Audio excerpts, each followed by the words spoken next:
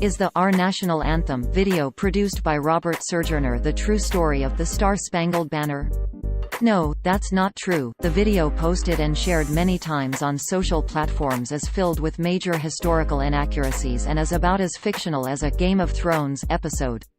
For example, it claims the song was written during the American Revolution, although it was penned more than 3 decades later in September 1814, in the final months of the War of 1812. The most viewed version of the video is a post published on July 4, 2014, under the title, Our National Anthem, with the message from Surgernor. Here is a video I produced several years ago that tells the true story of our national anthem. I guarantee you, if you watch this video, you will never think of our national anthem in the same way again. May God bless America on our Independence Day. The video opened, quote, written text on screen. We guarantee that you will never feel the same way again when you sing this song at a sporting event after you hear this story. Man's voice. There was a lawyer once, his name was Francis Scott Key. He penned a song that I'm sure you are aware of, you've seen it. It's in most hymnals throughout our churches. It's called the National Anthem. It is our song as an American. We go, however, to a ball game, we stand in our church services, and we sing the words of that song and they float over our minds and our lips and we don't even realize what we're singing. Most of us have memorized it as a child, but we've never really thought about what it means. Let me tell you a story.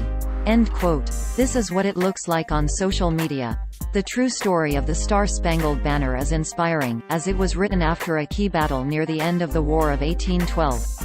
It is baffling why anyone would fabricate historical facts that would then be assumed to be authentic. Please read this story before you angrily message this writer with accusations he is anti-American. At LED Stories, we are pro-fact. Rewriting history is a dangerous thing, although the consequences of digesting this particular mythology may not lead to destruction. It can cause a student to incorrectly answer an American history test question and might make you look foolish when discussing history with better informed friends. Now, here are the most obvious ways this video is filled with fake history. Quote, Francis Scott Key was a lawyer in Baltimore.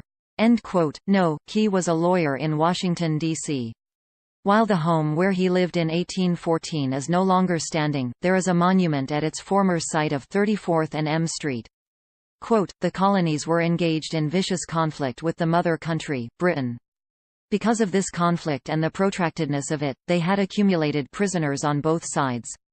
The American colonies had prisoners and the British had prisoners, and the American government initiated a move. They went to the British and they said, let us negotiate for the release of these prisoners. They said, we want to send a man out to discuss this with you. They were holding the American prisoners in boats about 1,000 yards offshore. And they said, we want to send a man by the name of Francis Scott Key. He will come out and negotiate to see if we can make a mutual exchange. End quote. First, there were no colonies in 1814. There were American states. The video implies this was during the American Revolution, which began in 1775, although some argue the first battle was fought in October 1774 and officially ended with the signing of the Treaty of Paris on September 3, 1783. Also, there were no large groups of American prisoners held in the cargo hold of boats. Key was not sent by the American government to negotiate a prisoner exchange.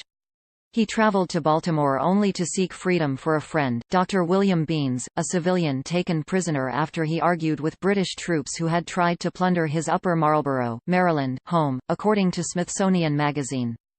Quote, on the appointed day in a rowboat, Key went out to this boat and he negotiated with the British officials and they reached a conclusion that men could be exchanged on a one-for-one basis.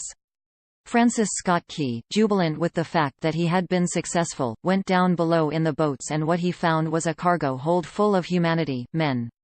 And he said, men, I've got news for you tonight. You are free, he said. Tonight, I have negotiated successfully your return to the colonies, he said. You'll be taken out of this boat, out of this filth, out of your chains. End quote. Key only negotiated for the release of Dr. Beans, using letters from British soldiers affirming that the Maryland physician had treated wounded British soldiers after a battle. He convinced the British to release Beans.